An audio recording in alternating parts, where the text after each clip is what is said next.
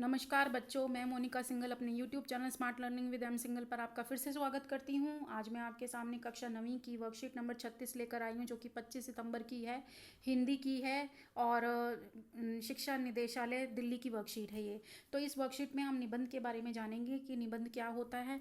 तो आपको मैं बता दूँ कि जो निबंध विधा होती है वो गद्य विधा के अंदर आती है, गद्य लेखन के अंदर आती है। और गद्य लेखन में हम उपन्यास, कहानी, निबंध, संस्मरण, आत्मकथा इन सभी को लिखते हैं। तो उन्हीं में से निबंध एक विधा है।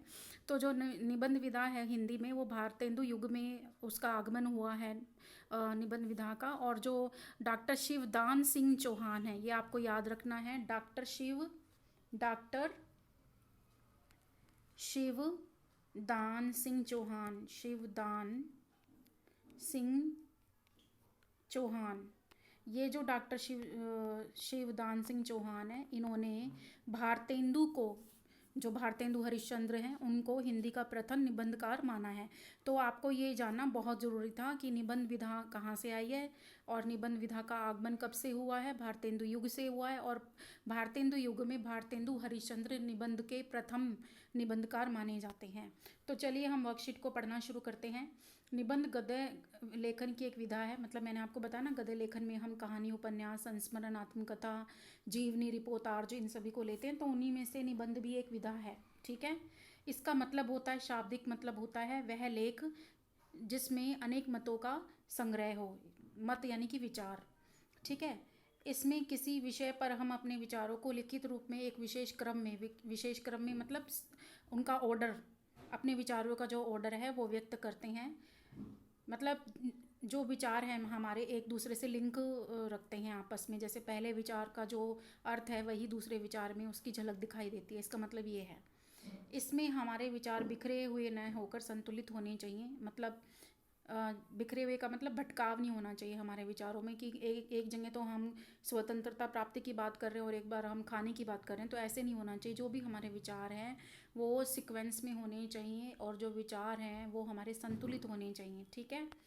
तो चलिए आगे पढ़ते हैं। निबंध क्रमशः शीर्षक।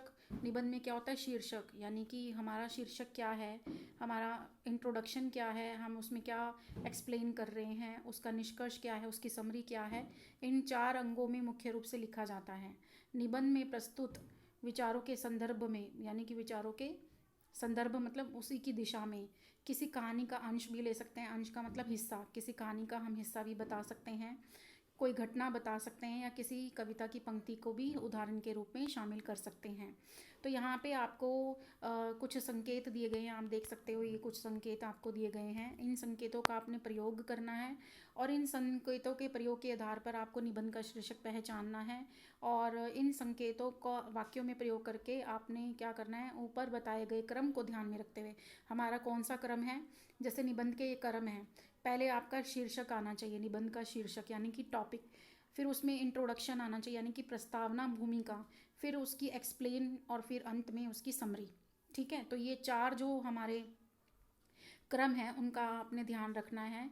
और संकेतों के लिए कुछ चित्र भी दिए गए हैं, आप देख सकते हैं कि जैसे आपको बताया गया है। ये आपको शीर्षक इन में से छांट कर आपने इसका शीर्षक लिखना है कि इस शीर्षक का क्या मतलब होगा, इस पंक्तियों का क्या मतलब होगा। जैसे स्वतंत्रता यानी आज़ादी, है ना। स्वतंत्रता का मतलब क्या होता है? आज़ादी प्राप्त करना। भारत लगभग 200 वर्षों से अधीन रहा है। किसके अधीन रहा है?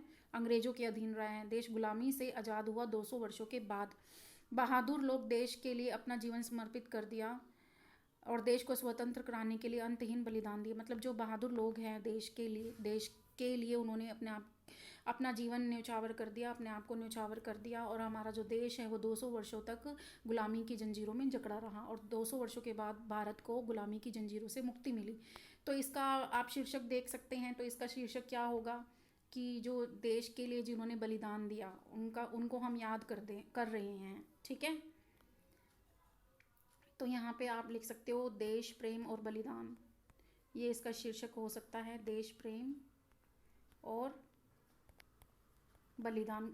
इसके शीर्षक बहुत सारे हो सकते हैं, देश प्रेम के लिए बलिदान, या बलिदान करने वाले व्यक्ति, ऐसे मतलब बहुत सारे शीर्षक हो सकते हैं। आप इसमें से कोई भी उपयुक्त शीर्षक देख के बता सकते हैं। अगला है देशभक्ति और देश प्रेम भी इसका शीर्षक ले सकते हो। देश प्रेम और देशभक्ति के लिए उन्हें याद किया जाता है, किन्हें? जिन्होंने अपने देश के लिए बलिदान कर दिया खुद को। इनके कारण हम स्वतंत्र हुए हैं। देश को अन्याय और शोषण से मुक्त कराने के लिए लड़े हैं।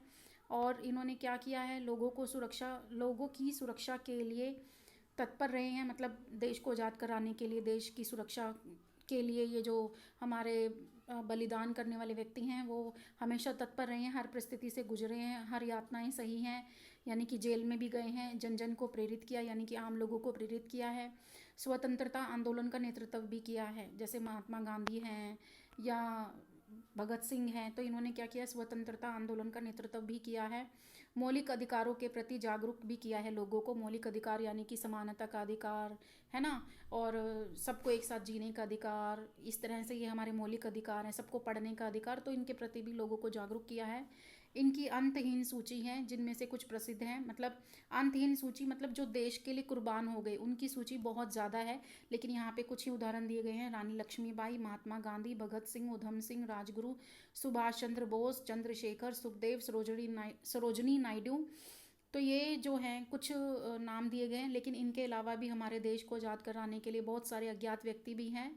कुछ ने तो शांति से देश को आज़ाद किया और कुछ ने उग्र रूप धारण करके देश को आज़ाद कराया। जैसे आपको पता होगा, देश को आज़ाद कराने के लिए दो दल बने थे, नरम दल, गरम दल। तो गरम दल में जैसे हमारे भगत सिंह आ जाते हैं, उधम सिंह आ जाते हैं, और जो नरम दल है उसमें महात्मा गांधी आ जाते हैं।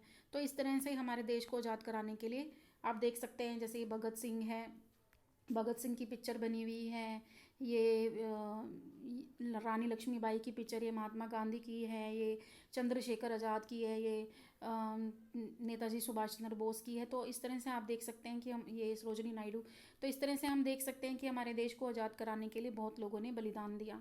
आगे है, इनके निस्वार्थ एवं कठिन परिश्रम के कारण देश आज़ाद हुआ। इनके अनमोल प्रयास बेकार न हो, इसलिए हमें भी एक जिम्मेदार नागरिक के रूप में अपने कर्तव्यों का पालन करना चाहिए।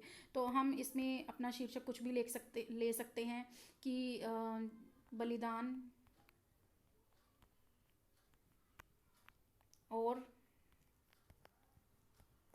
आज़ादी, कुछ भी ले सकते हैं कि देश के लोगों ने अपने आप को बलिदान कर दिया देश की आज़ादी के लिए, और वो कौन कौन थे, ये सब आप इसमें से लिख के प्रस्तावना और शीर्षक, प्रस्तावना, फिर उसकी व्याख्या और अंत में उसका संहार यानी कि